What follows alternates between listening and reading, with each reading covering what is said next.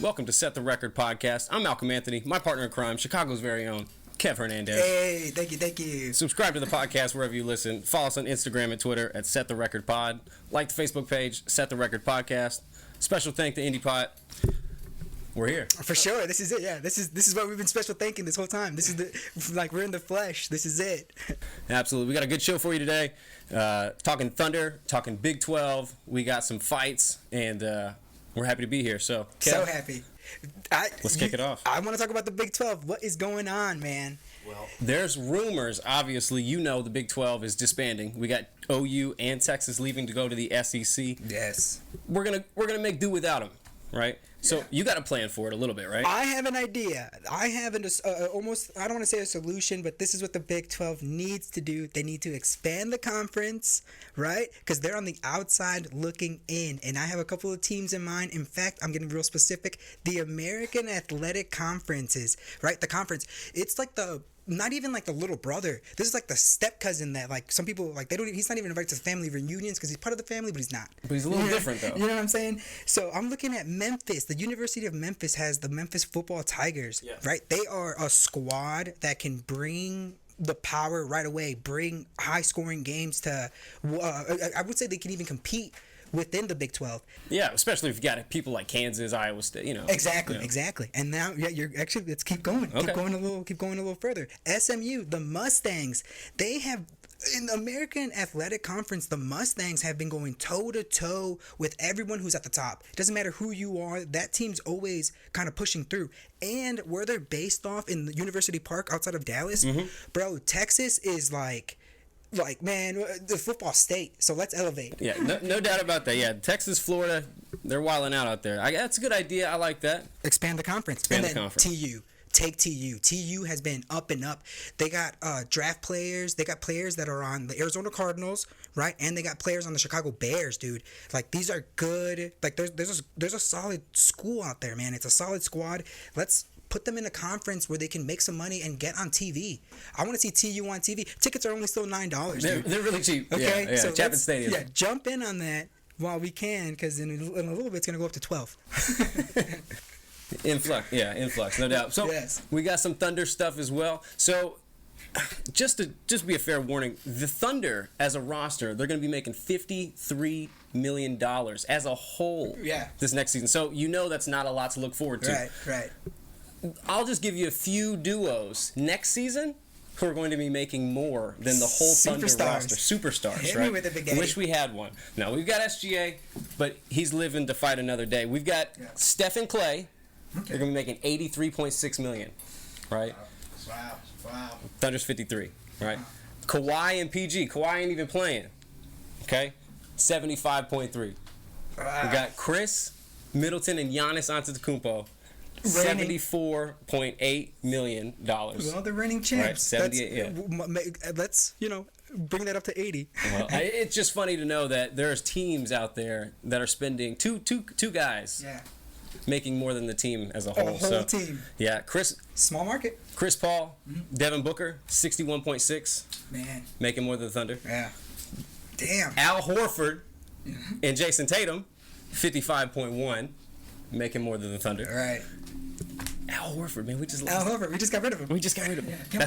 That's actually why we couldn't afford him. We couldn't afford him no more. I was about to say. No, it is what it is, but yeah, we got nothing to look forward to this season. We've got SGA got the nice extension, and we have Giddey to get a little giddy about, but he's got a lot to work on this season. And I'm happy you brought that up. Yeah. I'm happy you brought that up because I always preach this. This is the same thing I always tell all Thunder fans, especially last season. Be patient. This season as well. Be patient. Okay? There's a tough season ahead. ESPN just ranked Oklahoma City last in NBA power rankings after the free agency and the draft.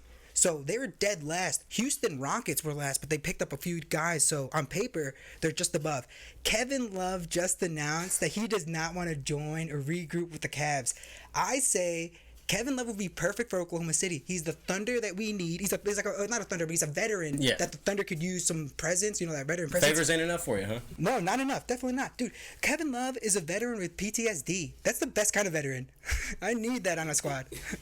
He'll bring his emotional support animal. Yeah, I love it. I love it. They help. So no, just be patient with the Thunder, man. Well, constipation takes patience. Yeah. So I absolutely get that. This is all shit too. So. So yeah, man, we've got a great, oh my God, insane season ahead of us in football. So we're at it's almost like we're at the bottom, rock bottom. We can only go up from here. Yeah. Right. Okay. All right, dude. Boxing.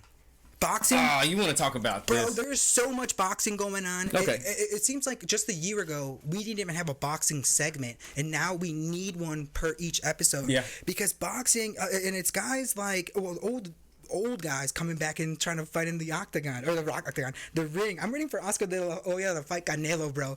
You don't want that. He's already got Vitor. Vitor is enough for him right now. That's Oscar huge. De La Hoya. I want him all, compact size and fucked up, dude. I'm sick of Oscar De La Hoya. It's never going to work out. But Pacquiao versus Ugas, man. Yeah. What do we think? Man, look, he's already the champ. Yeah. You knew that going into this fight, he could fight. Right. He was a bronze medalist at the Olympics. No one knew this guy. Right. I've been watching this guy for 5 years, and I knew his jab was going to pick Manny apart.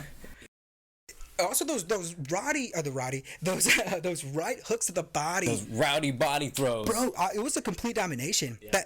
It was the body found those hooks found much success, dude. Much success. Yeah. But one thing that I noticed is that Pacquiao isn't done, dude. He went the distance. I mean, I mean, the dude is like, he showed great hand speed, right? He showed a great chin, and he threw 580 punches.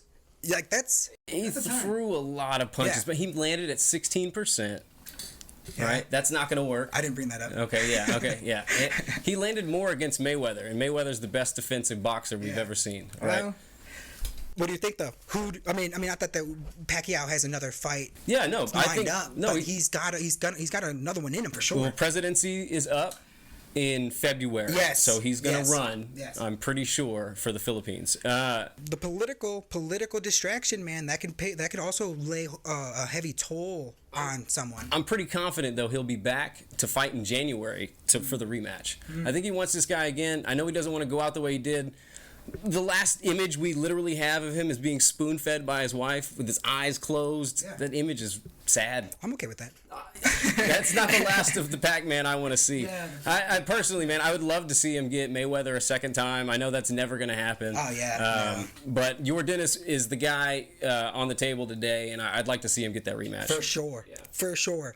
And then, man, dude, last night, MMA, the UFC, is it just me, or do you see, like, the passing of the guard, the passing of the torch? It's no longer these, like, old veterans that are dropping or going to different weight classes, trying to see if they can find success. But take a look at Giga, even real quickly with Daniel Rodriguez and Kevin Lee. Kevin Lee just dropped to actually he went up in a division. Now that he's getting older, it's just easier for him to stay up in the weight. He fought Daniel Rodriguez. Daniel Rodriguez took this fight on a 2 weeks notice. Yeah. And besides the first round where he looked like he was in trouble, he got into Kevin Lee almost choked him out. But second and third round was all Daniel Rodriguez. Shout out to D-Rod because he tore it up out there. Dude. Yeah, absolutely did. And you talked about young guys, man. We had the tough competition finale was just last night. That's right. And the guys in the house, obviously, the isolation house, ready to get out of the house and into this position to be on the in the UFC to get their chance. Yes. And we had guys on the show, Andre Petrosky fighting Michael Gilmore. Both of those guys were in the house. Neither one of them made it through the house. Yeah. But they both got their opportunity on a big stage, and Petrosky got the win. Another dominant, really, performance for him. For sure. Won by elbows, got him on the ground, and really, he overpowered him the whole time, and I thought that was really awesome because during the show, he just got caught by Battle, who ended up actually winning the whole thing. Damn. He was the guy who was the biggest underdog. He was last picked by Team Volk. Brian Battle was. That happens. Last pick, ended up winning it. We've heard this story before. Rashad Evans. Brandon Moreno. Yeah, lots of guys who have been picked last seem to have that desire. They get that that Tom Brady feeling, where they got to show out, being a 7th round pick, total champ, and come out to be the champ of the UFC. But yeah, Ricky Tercios as well. Got in there against Brady Highstand. Yeah, he won like the Contender Series. Yeah, both of those guys. They won it for the bantamweights, and Ricky, man, put on a performance. Both of these guys really the whole night. The first round, I felt like Brady overpowered with a lot of ground and pound. He kept using a lot of judo, takedowns, and MMA, baby. Yeah, man, I love when you see it all put together. And to me, these guys actually put the fight of the night on. Yeah. And Ricky, he threw like 200 strikes, 100 in the first round alone. Damn. He was really active. What does that even look like? And even from the bottom position when you're being taken down, still throwing elbows and everything else like that. Just staying aggressive. That's how you win the fight. Yes. And he won a split decision, ended up taking home the title and winning the TUF competition. 29th season of TUF. Yeah. 28 years old, and the main event, of course. Great main event. Edson Barbosa, man. I love Edson Barbosa. In fact, it was crazy to see what happened. But Giga Chikadze. Yeah. Right? He showed off his wrestling. Yeah. He got him in a submission attempt. He showed his stand-up. He showed his ground and pound. This was crazy. This dude was all around dominant. He showed his karate. Did you see that? Yes. Yeah, some of his strikes were so precise, very Bruce Lee-esque, if I might say. Dude, sure. it looked really nice. And against a guy like Edson Barbosa, his 26th fight in the UFC, seriously a vet. He started his career, at like 18? Yeah, he was in a the kid. UFC. He's very young, and now look at him, still surviving, still out here. Like a Clay Guida, still fighting. I know, and that's crazy. That is crazy. He took this guy almost all the way before he got taken out at the end of the third round. And then he was still standing. He was actually arguing with the ref. The ref saved him. Yeah, he did. I think the ref kind of saved him from any more punishment. And then Giga, the way he the way he won and just the sportsmanship and the class that he showed, he just showed everybody that he's he's there to stay. No, yeah, absolutely. That's what I was getting at. You got a guy like Giga who was fighting Barbosa, who was a seventh rank in the UFC at that position, and he was 10th. So he was right there. He's fighting for position right now, and now you're wanting maybe this is going to push him up. Can you go ahead and push this guy in this division? For sure. So is he going to be fighting for top 5? And with what you've seen, I can see that. Yeah, of course. But we've got so much UFC to look forward to, but we'll talk about it on the next episode. For sure. I really appreciate everybody who's tuning in, continuing to listen since day one. Welcome to the show. This is it. We appreciate it all. Just be sure to continue to follow us, whether we're on Instagram, Twitter, Facebook, whatever. Indy Pod. Just check us out. Set the Record Pod. It's always a pleasure. It's Kev. It's your boy Kev. And I can't do it with my partner in crime, Malcolm Anthony. Yes, sir. Meditate. Make it go away. Peace.